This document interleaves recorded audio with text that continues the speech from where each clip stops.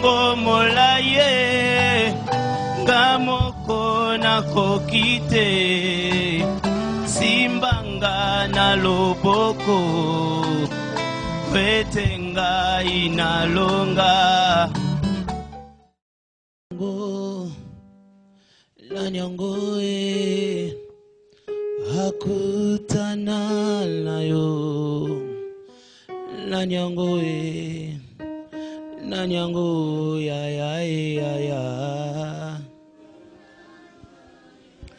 toyembi nanyangoe nanyango kolo nangae tolobi nanyangoe nanyangoe ya akutana nayo bongo azonga maladie nanyango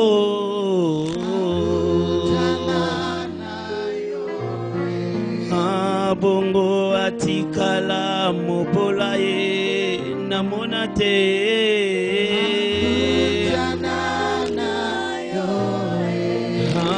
bongo azanga komona nanyango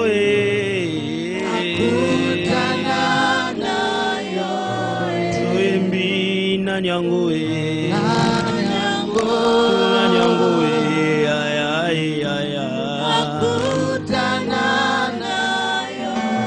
ya solo nanyango nanyango kolo nangae o bongo azanga mabota nanyango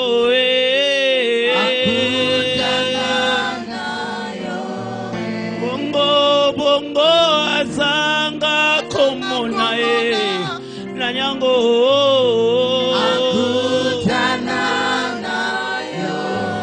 yawe bongo atikala maladie la monate akutana nayo kotoembi nanyango nanyango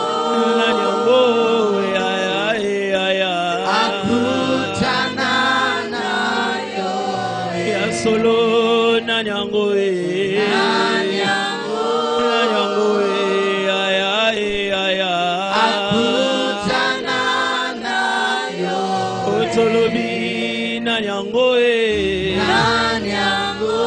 nanyango kolo nangae akutana nayo oyawe bongo atikala maladie nanyango akutana nayo yawe bongo azanga lobiko la monate akutana nayo nanyango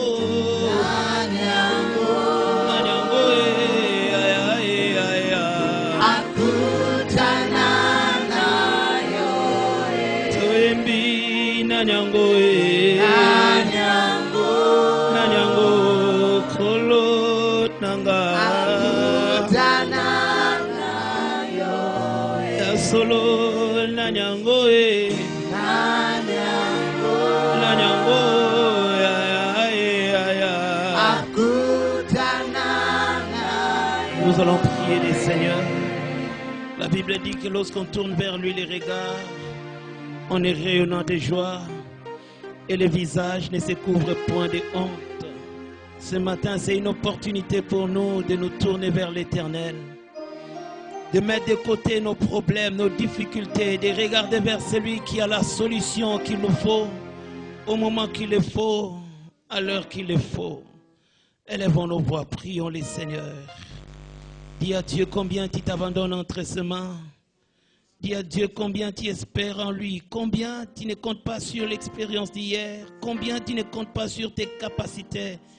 Tant bien même que tu peux être le plus intelligent, ce matin ce n'est plus question de l'intelligence, c'est question de la faveur de Dieu. Ce n'est pas question de moyens financiers, c'est question de la grâce de Dieu. Dis à Dieu, je ne compte pas sur moi, mais mes regards sont tournés vers toi. Mes yeux sont levés vers toi. C'est en toi, Seigneur, que je place ma confiance. C'est vers toi, Seigneur, mon Dieu, que j'espère de tout mon cœur. Un seul mot de ta part peut changer l'histoire de ma vie. Une seule décision venant de toi peut bouleverser. Je te veux ce matin. Sois le Dieu de ma vie. La force qui me soutient. La réponse à mes questions. La solution à mes problèmes. Je te veux, Seigneur. Je te veux de tout mon cœur. Seigneur, je te veux de tout mon cœur. Sois le Dieu qui nous assiste, qui nous bénit. Sois le Dieu qui nous parle, qui nous fortifie. Sois le Dieu qui marche avec nous, Seigneur mon Dieu. Nous ne sommes pas intelligents pour savoir ce qui arrivera par la suite des temps. Nous ne sommes pas capables de comprendre les réalités qui nous environnent. Nous venons, Seigneur, nous abandonner entre tes mains. Toi qui es omniscient, omnipotent. Tu peux tout, tu connais tout, Seigneur mon Dieu. Tu peux nous secourir. Tu peux nous accompagner. Tu peux nous aider à résoudre les problèmes insolubles dans nos vies. Tu peux nous tenir la main et tu peux marcher avec nous afin de nous amener à la destinée que tu nous as réservée. Nous refusons le plan du diable, nous déclarons nul et sans effet contre toute pensée de l'ennemi. Et en ce matin, nous proclamons que ton règne, que ta fidélité, que ta manifestation soit réelle en ces lieux. Bénis ces instants, Seigneur mon Dieu. Bénis ton peuple. Parle à nos cœurs, Seigneur, pour nous édifier. Parle à nos cœurs pour nous transformer. Parle à nos cœurs pour nous bénir, Seigneur mon Dieu. Nous croyons à l'efficacité de ta parole. Nous croyons à l'abondance de ta parole. Nous croyons, Seigneur, qu'au travers de ta parole, que tu vas nous orienter. Là où nous étions perdus, Seigneur, tu vas nous ramener sur le bon chemin afin que nous puissions atteindre le but que toi tu as déjà tracé pour nous. Que la gloire et l'honneur, la louange et la majesté te reviennent aujourd'hui, demain et pour toujours. Au nom de Jésus-Christ, nous avons prié. Ensemble, nous disons Amen. Acclamons le Seigneur. Que le nom de l'Éternel soit glorifié, qu'il soit célébré. Reprenons nos places, s'il vous plaît. Que Dieu nous bénisse et qu'il nous fasse du bien. Amen. Aujourd'hui, c'est le deuxième dimanche après les déconfinements et nous sommes heureux de te compter parmi nous. Les dimanches passés, nous étions vraiment désolés pour ceux-là qui devaient rentrer à la maison, mais nous avons vraiment pris des dispositions pour que personne ne rentre aujourd'hui. Amen. Aujourd'hui, personne ne rentrera tout simplement parce qu'il n'y a plus d'espace. Nous croyons que nous avons vraiment préparé l'endroit pour accueillir tous nos bien-aimés qui seront là. Ce matin, je vais donner un message interpellateur. Je crois que vraiment Dieu va te parler pour t'orienter, pour te guider et pour te faire énormément du bien. Pour ceux-là qui écrivent, écrivez attention à ton humanité. Attention à ton humanité. Nous sommes debout, nous sommes dans le livre de Matthieu, chapitre 14. Nous lirons du 23 jusqu'au 33e verset. Matthieu 14, 23 à 33. Quand ils lui ont renvoyé, il monta sur la montagne pour prier à l'écart. Et comme le soir était venu, il était là seul. La barque déjà au milieu de la mer était battue par le flot car le vent était contraire. À la 4e veille de la nuit, Jésus alla vers eux marchant sur la mer. Quand les disciples les virent marcher sur la mer, ils furent troublés et dirent c'est un fantôme. Et dans leur frayeur, ils poussèrent des cris. Jésus leur dit aussitôt, rassurez-vous, c'est moi, n'ayez pas peur. Pierre lui répondit, Seigneur, si c'est toi, ordonne que j'aille vers toi sur les eaux. Et il dit, viens. Pierre sortit de la barque et marcha sur les eaux pour aller vers Jésus. Mais voyant que le vent était fort, il eut peur. Et comme il commençait à enfoncer, il s'écria, Seigneur, sauve-moi. Aussitôt Jésus étendit la main, le saisit et lui dit, homme de peu de foi, pourquoi as-tu douté? Et ils montèrent dans la barque et le vent cessa. Ceux qui étaient dans la barque vinrent à se prosterner devant Jésus et dire, tu es véritablement le Fils de Dieu. Acclamons la parole du Seigneur. Attention à ton humanité. Ici, nous ne parlons pas de l'humanité comme la compassion que nous exprimons envers nos semblables. Nous ne parlons pas de l'humanité ici comme étant la compassion, l'amour que nous devons afficher envers nos semblables, mais nous parlons de l'humanité comme la nature humaine. Amen. Parce que quelqu'un déjà peut se dire attention à l'humanité, donc c'est qu'on veut nous interdire de faire du bien aux autres. Non. L'humanité ici est prise dans le cadre de notre nature humaine. Et quand nous parlons de l'école de la foi, à l'école de la foi, chaque chrétien doit veiller à ce que son humanité ne soit pas un problème pour sa divinité. Quand nous fonctionnons en tant que chrétiens, nous devons veiller à ce que ce que nous sommes d'abord en tant qu'humains ne cause pas préjudice à ce que nous sommes en tant que divins. Tu n'es pas seulement humain, mais tu es aussi divin. Mais il faut savoir faire la différence entre les deux. Gérer les deux. Ta dimension humaine et ta dimension divine. Notre humanité, c'est la nature que nous avons en tant qu'humains. Nous la recevons dès la conception.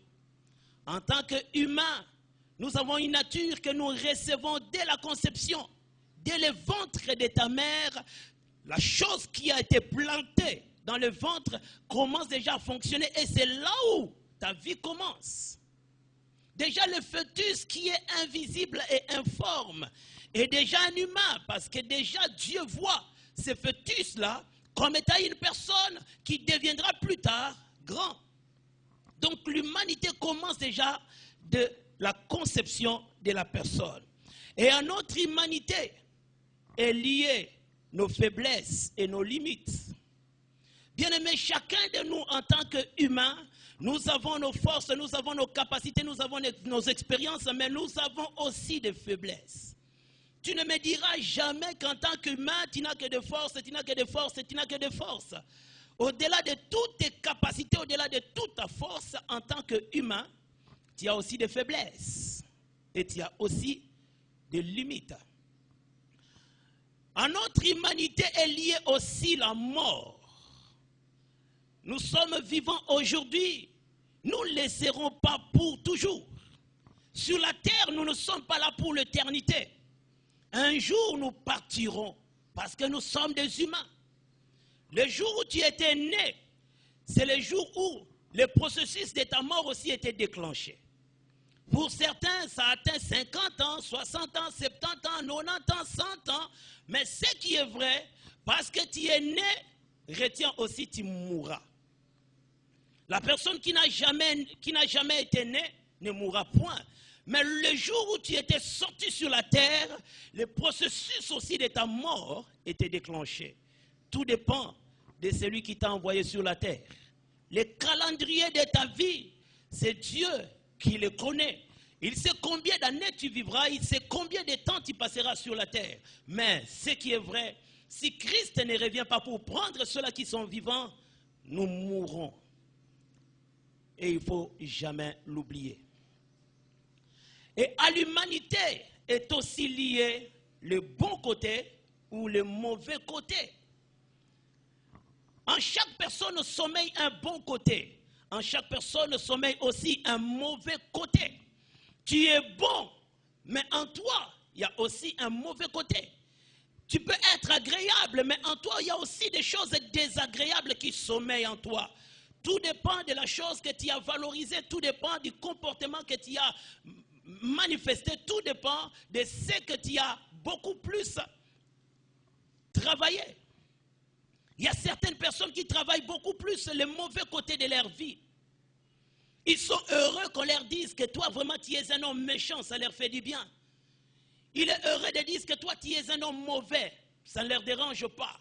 il a plus travaillé cette dimension-là. Et c'est comme ça que tout autour de lui, les gens le reconnaissent comme étant un mauvais. Parce qu'en lui, cette sémence, ce côté mauvais, c'est ce qu'il a plus développé.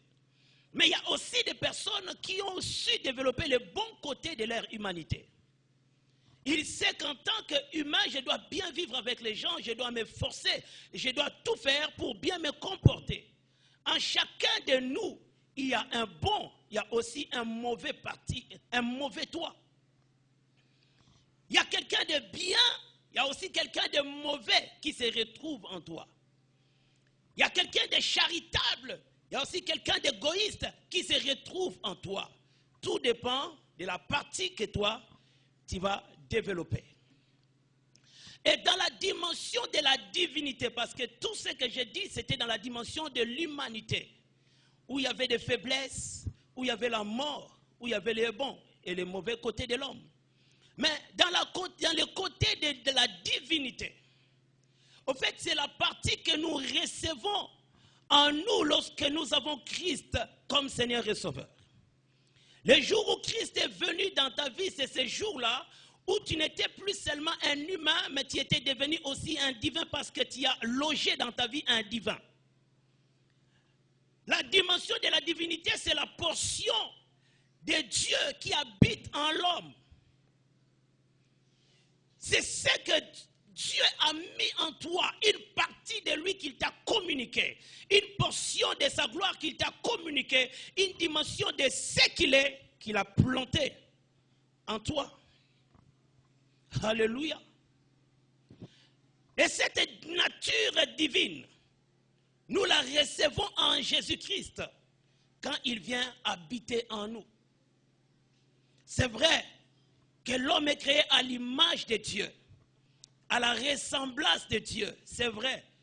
Mais le péché a étouffé la dimension de la ressemblance de Dieu en l'homme.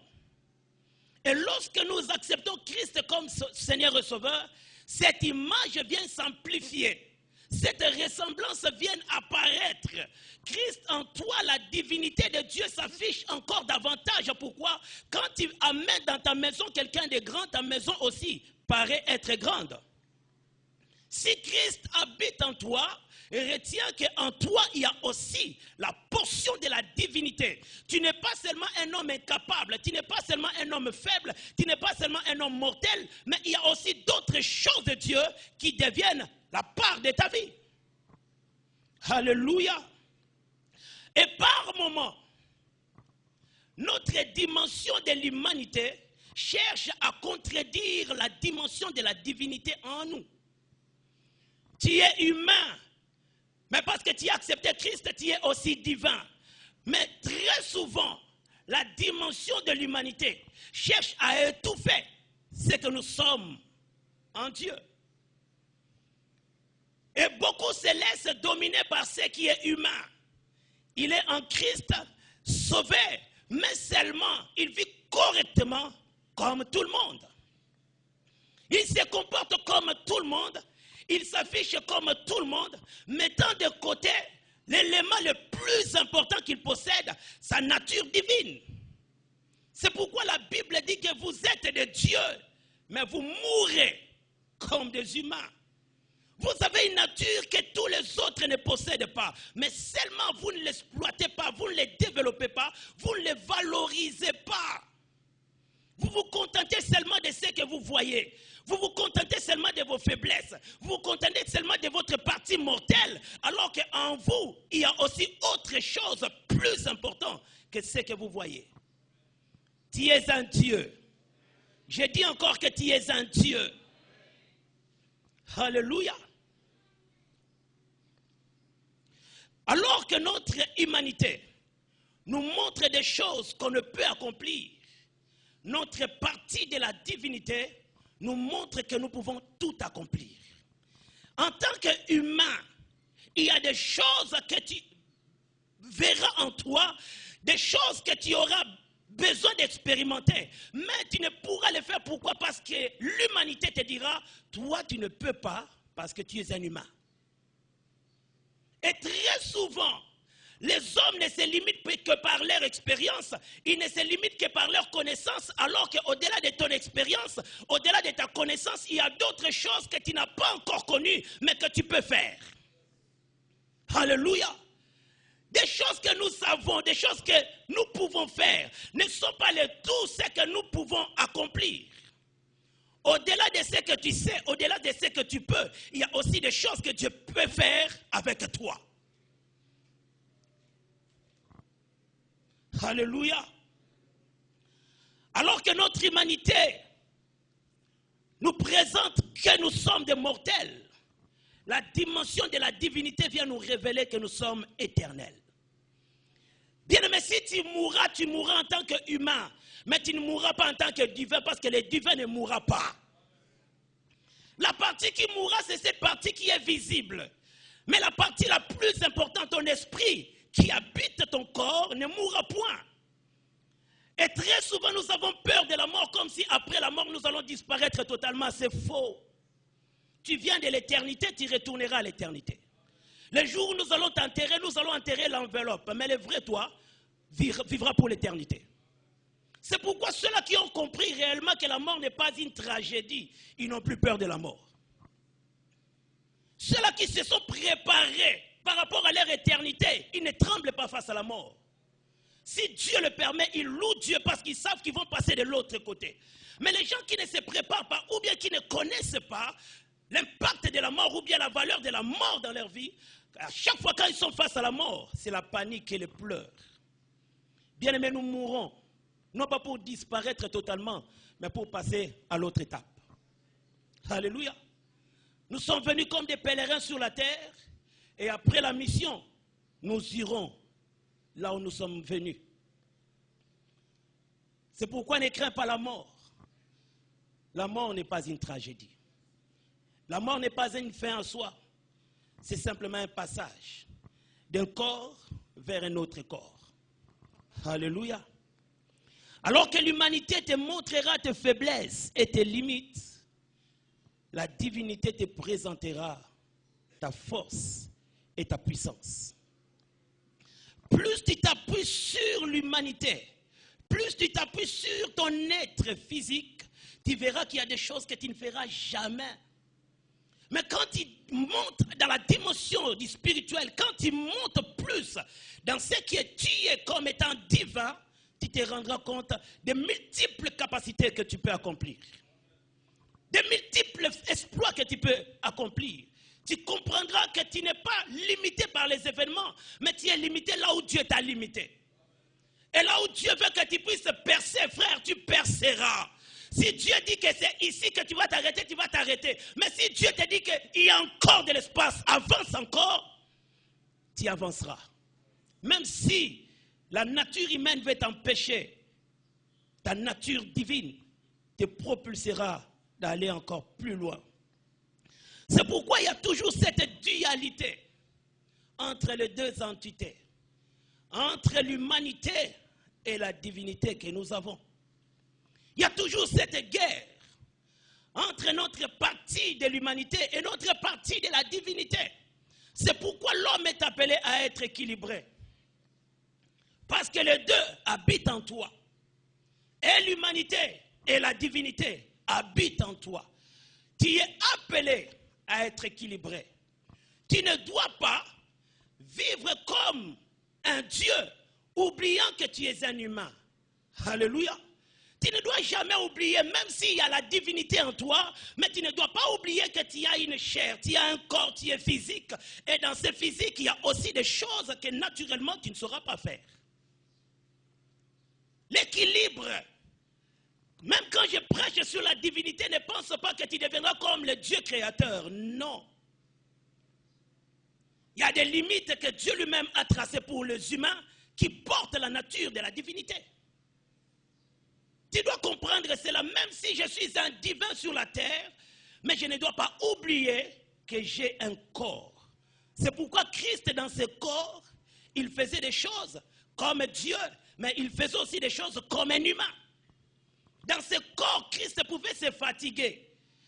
Dieu ne se fatigue pas, mais lorsqu'il avait pris le corps, il avait accepté de se soumettre aussi à certaines exigences de l'humanité. Dieu ne peut pas avoir faim, mais Christ pouvait avoir faim.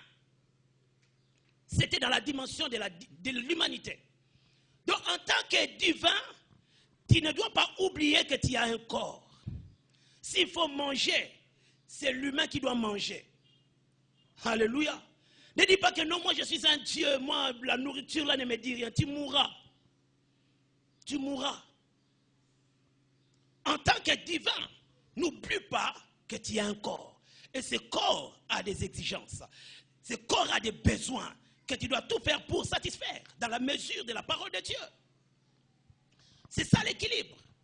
Mais il ne faudrait pas aussi, tant bien même qu'en tant que divin, nous ne pouvons pas oublier l'humanité, nous ne pouvons pas aussi être totalement humains en oubliant que nous sommes des divins.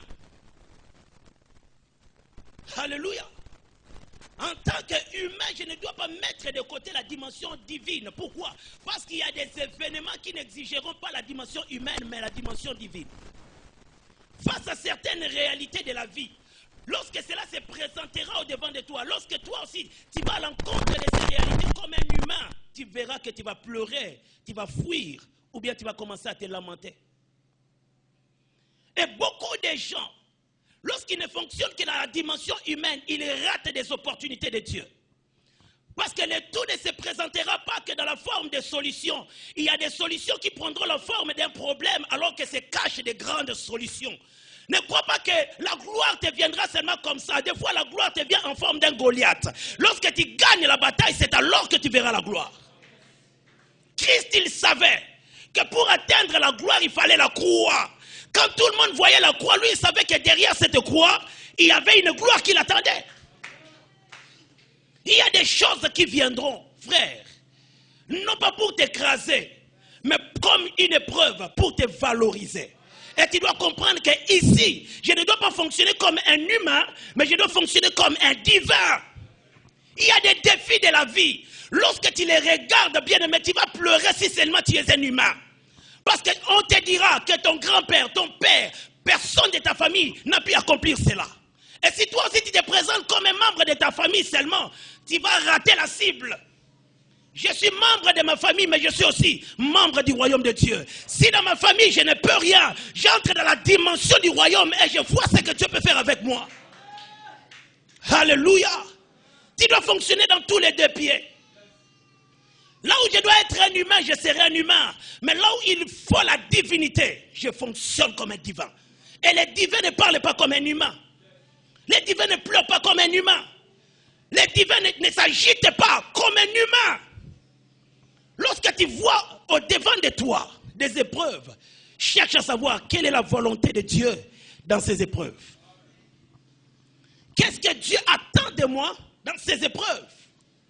Bien aimé, la vie ne sera pas toujours facile. Mais Dieu peut te faciliter la vie quand il veut.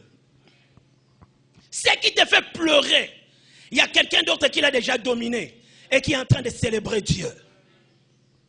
Des fois, ce qui te fait peur, il y a quelqu'un d'autre qui est en train de jouer avec. Parce qu'il a déjà vu comment est-ce que Dieu l'a utilisé pour ça. Alléluia. Quand nous regardons dans Matthieu 14, Christ en venant, en marchant sur l'eau, les disciples ont vu qu'il y avait un fantôme. Ils ont crié, « Hey, il y a un fantôme, nous allons mourir. » Christ leur dit, « Non, ne criez pas, n'ayez pas peur, c'est moi. » En ce moment-là, Christ ne venait pas dans la dimension humaine. Parce que l'humain ne peut pas marcher sur les eaux. Parce que le poids de la pesanteur te ramènera en bas. Naturellement, tout ce qui pèse ne peut pas rester en l'air, ça doit tomber. Et c'est comme ça que Christ aussi, en tant qu'humain, il ne pouvait pas marcher sur les eaux. Mais le jour-là, en venant vers les disciples, ce n'était pas Jésus l'humain, mais c'était le Jésus de Dieu qui marchait sur les eaux. C'était quelque chose qu'il voulait montrer à ses disciples. C'est vrai qu'il voyait l'homme, mais il ne savait pas qui était réellement cet homme.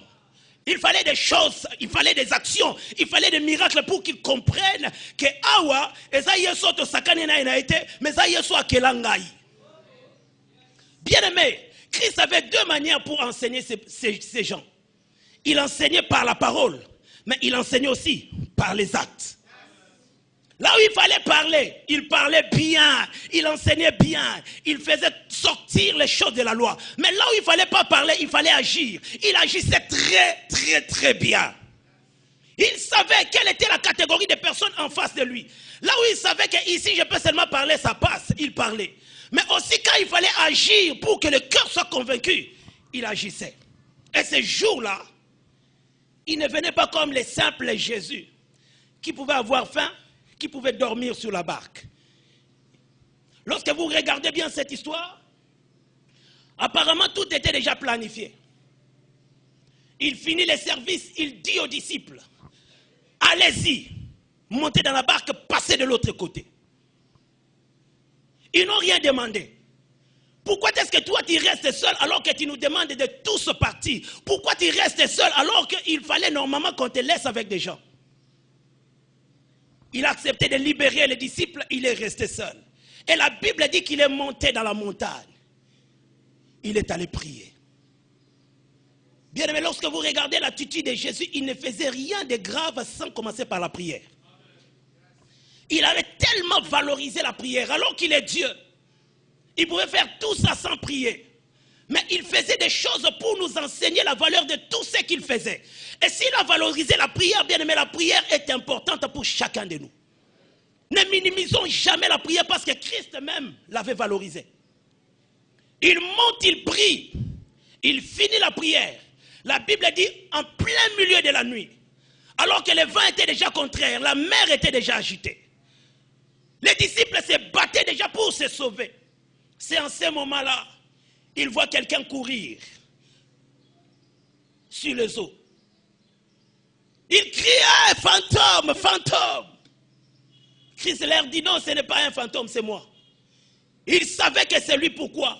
Parce que c'était la voix qu'il connaissait. La voix qui leur parlait souvent.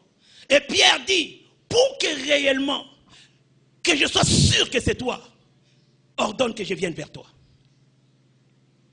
Et Christ a permis à ce que Pierre sorte de la barque pour qu'il les rejoigne dans les eaux. Frères et sœurs, en lisant cette histoire, j'ai compris deux choses que Christ voulait communiquer à ses disciples. Premièrement, il voulait leur enseigner de ne pas rester statique par rapport au système établi. Bien, mais il y a des choses qui sont établies, dont nous devons tous nous soumettre. Et lorsque tu te soumets, tu auras les résultats de tout le monde. Et ce jour-là, Christ voulait leur dire, si vous suivez seulement les systèmes établis, ne vous attendez pas aux choses exceptionnelles. À un certain moment, il faut sortir du système et créer un autre système que les gens ne sont pas habitués à vivre. Selon les systèmes, tout le monde pour traverser la mer, il fallait prendre la barque. Mais ce jour-là, il laisse la barque, il marche à pied. Frère, qu'est-ce que Christ voulait nous dire? Ce n'est pas forcément les réalités de ta famille qui seront totalement la portion que tu vivras. Il se peut que ce que ta famille n'avait jamais vécu, que toi, tu le vives par la gloire de Dieu. Naturellement, c'est le fils du roi qui devient roi. C'est le prince qui hérite du trône. Mais avec Dieu, il peut changer de système. Un fils du berger peut hériter du trône. Pourquoi? Parce que Dieu a changé le système. Il y a des choses établies. Mais quand Dieu veut faire des choses, il bouleverse ces choses et il crée un nouveau système. C'est pourquoi, frère, même si dans ta lignée, il n'y a personne qui ne sait distinguer. Crois qu'avec toi, Dieu peut commencer une nouvelle distinction. Cela est possible. Pendant que tout le monde passait par la barque, Christ, il a marché sur les eaux. Il y a des choses qu'on ne sait pas comprendre. Lorsque Dieu veut le faire, il le fait à sa manière. Il le fait comme il le veut. Deuxième leçon qu'il voulait donner à ses disciples, c'était la notion du pouvoir et la notion de l'autorité. L'eau qui était un problème pour les disciples, parce qu'ils étaient déjà dans la panique. La mer était en mouvement. Et ils savaient que s'il n'y avait pas d'intervention, ils pouvaient chavirer. Mais ils voyaient quelqu'un en train de marcher sur les eaux. Les eaux qui étaient un problème pour les disciples, Christ marchait dessus pour leur dire que ce qui te fait trembler, pour moi, ça ne me dit rien. En tant que chrétiens, frères et sœurs, nous ne devons pas oublier que nous avons en nous le pouvoir de marcher sur les serpents, de marcher sur les scorpions, de marcher sur toute la puissance de l'ennemi et rien ne pourra nous nuire. Quand la Bible parle sur toute la puissance de l'ennemi, en commençant par lui-même, le chef de tous les démons, en commençant par les sommets de tous les sorciers, la Bible dit que nous marcherons sur tous ceux-là qui sont considérés comme nos ennemis. C'est pourquoi, frère, toi qui trembles devant les sorciers, il faut te poser des questions. Est-ce que réellement tu as Jésus? Quand il y a quelqu'un qui commence à mal te parler, à te maudire, oh, pardon, Nasomba TV, hein, Nasomba. Pose-toi des questions, est-ce que réellement tu as Jésus? Pose-toi des questions. La Bible dit qu'ils vous feront la guerre, mais ils ne vous vaincront pas. C'est ça ce que la Bible dit. Que 1000 tomberont à tes côtés et 10 000 à ta droite, toi tu ne seras pas atteint. C'est ce que la Bible dit. En toi, il y a le pouvoir de marcher sur les diables, sur les sorciers, sur les démons, sur les marabouts, sur tout cela qui sont des ennemis de ta foi. Christ a marché sur les eaux pour montrer réellement ce qui vous dominez, moi je les domine. Et si j'habite en vous, vous dominerez aussi. Tout celui qui a Christ en lui, il est plus que vainqueur. Il n'est pas vainqueur, mais il est plus que vainqueur. Et nous devons comprendre ça comme ça. Très souvent, nous cherchons des détails. Qu'est-ce qui me rassure? Qu'est-ce qui me prouve? Qu'est-ce qui me confirme? En cherchant à tout savoir, tu ne sauras rien. C'est pourquoi la foi, c'est croire. Ce n'est pas tout comprendre. C'est croire d'abord. C'est après que tu vas comprendre. Lorsque tu commences à chercher des détails, tu finiras par les regretter. Parce que c'est tellement profond que Dieu lui-même il sait que l'intelligence humaine est tellement limitée, il dit crois seulement. Parce que si j'ai commencé à entrer dans ma divinité pour t'expliquer, tu ne sauras rien. Toi crois seulement. Parce que tu ne me vois pas. Tu ne sais même pas par où je vais passer, comment je vais le faire. Et ces détails-là, comment tu vas les savoir? Crois seulement et tu verras les résultats. Mais en tant que chrétien, nous cherchons à savoir comment est-ce que ça va se faire. Quand est-ce que ça va se faire? C'est par où que ça va venir? Non. Trop de détails te fera retarder. Quand nous regardons l'attitude de Pierre, il a écouté Christ qui lui a demandé de venir. Pierre est sorti de la barque. La Bible dit qu'il marcha sur les eaux. Donc il avait expérimenté quelque chose qu'il ne pouvait pas imaginer. Le Pierre que tout le monde connaissait, ces jours-là, il était sur les eaux.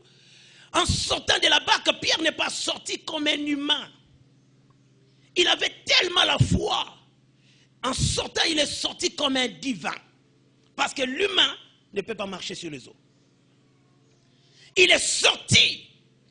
Et il avançait déjà vers Christ, parce que Christ avait dit, viens vers moi. Et Pierre allait vers Christ. Je suppose qu'il y avait quand même une distance qui les séparait de la barque. Il était à un endroit, et puis Pierre s'avançait déjà pour l'atteindre. Mais la Bible dit qu'en avançant, il a vu les vents, il a regardé les vents. Il a eu peur, il a commencé à s'enfoncer. Là, il avait mis de côté la dimension divine. Il a commencé à fonctionner comme un humain. Pourquoi? À cause du danger. C'est pourquoi nous disons, attention à ton humanité. Parce que ton humanité te montrera des choses. L'humanité te montrera des dangers réels au-devant de toi.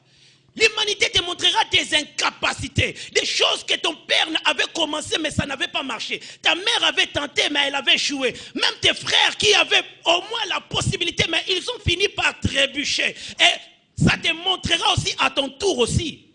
Attention, tu es le prochain. Attention, tu es le prochain sur la liste. Regarde ton père. Tu vois comment il a fini? Il avait fait des affaires, mais tout s'était effondré. Regarde ta mère. Elle s'était mariée, mais et après? Et toi, qu'est-ce que tu veux faire? Tu crois que tu es différent? C'est ce que l'humanité te montrera. Des choses apparemment que tu ne pourras jamais faire, que tu ne pourras jamais résoudre. Des problèmes dont tu n'auras jamais la possibilité de vaincre. C'est ça ce que l'humanité te montrera. Et lorsque tu te fixes être sûr des choses que l'humanité te montre, tu finiras comme Pierre, tu vas t'enfoncer et t'enfoncer encore.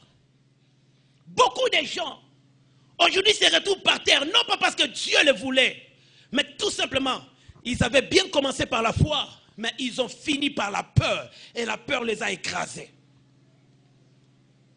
Attention avec l'humanité. Ça te montrera que toi, tu n'es pas belle pour te marier. Toi, tu n'es pas beau pour avoir ce travail. Toi, tu n'es pas intelligent pour atteindre ce niveau. Toi, tu n'es pas. C'est ce que l'humanité te montrera. La chair te le dira. Ta voix intérieure te le dira. Et lorsque tu fais confiance à ce que tu entends, frère, tu perdras. Tu perdras. À chaque fois que nous avançons, il y a toujours une peur qui nous accompagne. Dans les défis de la vie, il y a toujours des doutes qui s'installent petit à petit. Lorsque tu laisses ces doutes croître, c'est ça ce qui va te bloquer. Lorsque tu laisses tes doutes dominer ta foi, tu finiras hors jeu. Il y aura toujours une voix qui te dira, n'essaye pas. Non, toi ne te marie pas. Où est-ce que tu vas trouver la dot? Ne cherche pas de problème. Est-ce que même dans votre famille, il y a quelqu'un qui s'est marié en donnant la dot? Suis seulement la voix de tout le monde. Tu entendras de telles voix. Où tu te dis, ce travail-là, ce n'est pas pour les gens comme toi. C'est pour les gens qui viennent de l'Europe. Là, ce n'est pas le niveau de ton diplôme. C'est pour les diplômés de Harvard, les diplômés d'Oxford. Cette voix-là te dira que toi, tu ne peux pas accéder à cet endroit-là. Cette voix-là te dira des choses. Et si tu écoutes la voix, tu vas t'enfoncer. Je me souviens quand on était encore trop jeune, on s'est promené avec un ami. À l'époque, il n'y avait pas autant de supermarchés comme nous en avons aujourd'hui. On arrive quelque part, c'était en ville. À l'époque, c'était Pelou Store. C'était un grand supermarché à l'époque. Les anciens connaissent, mais les nouveaux, vous connaissez seulement les GG Mart. Nous, les anciens, on connaissait Pelou Store. On arrive devant le supermarché. J'ai dit à mon ami, on va entrer pour visiter.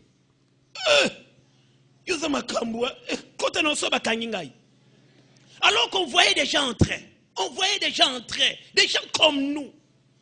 Mais pour lui, c'est lui-même disqualifié pour dire que ça, ce n'est pas moi. Ça, ce n'est pas mon niveau. Laisse-moi me contenter de ma tomate au marché de Lemba, au marché de Matete. Là, je ne peux même pas acheter un biscuit. Alors que le même prix qu'on pouvait acheter des choses là-bas, c'est ça le même prix qu'on achetait aussi des choses sur la rue, à la cité. Mais lui-même s'est disqualifié déjà. Il a choisi des endroits où il pouvait accéder. Mais là-bas, ce n'est pas mon rang. Frère, quand il te disqualifie, même le diable n'aura plus rien à faire. Il va seulement te jeter. Quand déjà toi-même, tu commences à voir des choses que tu peux faire, que tu ne peux pas faire, des endroits que toi, on va même te chasser. Déjà, même le diable, tu lui as facilité la tâche. Tu lui as facilité la tâche. Des endroits que seulement quand c'est propre pour toi, tu te dis, ça ce n'est pas pour moi. Toi, tu aimes seulement des endroits sales. Mais quand il faut aller même demander quelque chose dans un supermarché, tu as peur. Caméra, minda, problème. Ils ont fait ça pour toi. Sans toi, ils ne vont pas vendre. Sans toi, ils ne vont pas ouvrir. Ils ont fait ça pour toi. Et quel que soit ton rang, tu peux acheter quelque chose comme tu achètes au marché. Mais le diable, des fois, il t'inculque des pensées tellement bas où toi-même, déjà, tu commences à te déconsidérer dans la vie. Frères et sœurs, si tu te mets par terre, tu permettras aux gens de marcher sur toi. Je vous dis, si pour toi, tu te vois seulement le plus petit de ta famille, tu permettras à ta famille soit de t'écraser, ou bien vous tous, vous serez écrasés par une autre famille. Plus tu te disqualifies sur la ligne de ceux-là qui vont réussir, la réussite pour toi sera impossible. C'est question de la mentalité. Tu dois changer ta mentalité. Que cette voix que tu entends de temps en temps, cette voix qui te montre que tes faiblesses, à un certain moment, tu dois dire à cette voix, arrête de me parler. Je ne suis pas ce que tu me dis. Parce que c'est Dieu qui connaît ton avenir. Même toi-même, tu ne connais rien de ton avenir. Qui sait qu'on allait être là aujourd'hui? C'est seulement Dieu. Alors si Dieu connaît mon avenir, je dépendrai de lui. Je ne dépendrai pas de cette mauvaise voix que j'entends. J'étouffe ma voix de l'humanité, et j'amplifie ma voix de la divinité. Bien aimé, dans les défis de la vie, tu dois savoir quelle est la voix à écouter. Tu dois savoir quelle est la voix à écouter. Parce que c'est ce que tu entends qui va déterminer ta manière d'agir. Si tu entends bien, on verra cela dans tes actions, dans la manière dont tu vas parler et dans le comment tu vas agir. Mais si tu entends la voix de l'humanité, on te verra souvent dans des coins reculés. Parce que c'est là où tu vas te retrouver. Alors que Dieu ne t'a pas créé pour la bassesse. Dieu t'a créé pour la montagne. J'aimerais dire à quelqu'un, en toi, il n'y a pas seulement le toi. En toi, il y a aussi les dieux. En toi, il y a aussi Dieu. Et il t'a permis d'être aussi créateur comme lui. De même qu'il est grand, retiens que tu es grand. De même qu'il est puissant, retiens que tu es puissant. Tu as la capacité d'accomplir des choses imaginables. Toi-même, tu ne sais pas. Si seulement tu te mettais dans la dimension de la divinité, il y a des choses qui sortiront de toi-même, qui te tonneront toi-même. Tu seras étonné de voir tes résultats. Est-ce que c'est moi? Oui, c'est toi. Tout simplement parce que tu avais cru à ce que tu étais au devant de Dieu. Tenons-nous, nous allons prier.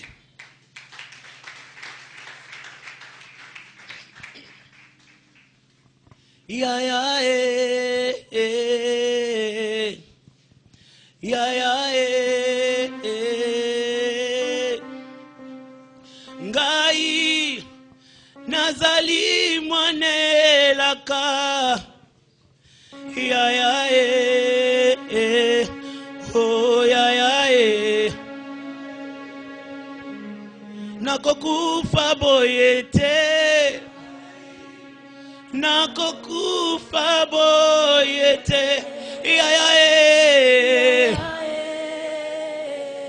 oh ya ya oh ya ya ngai nakosuka awate nakosuka awate oh ya ya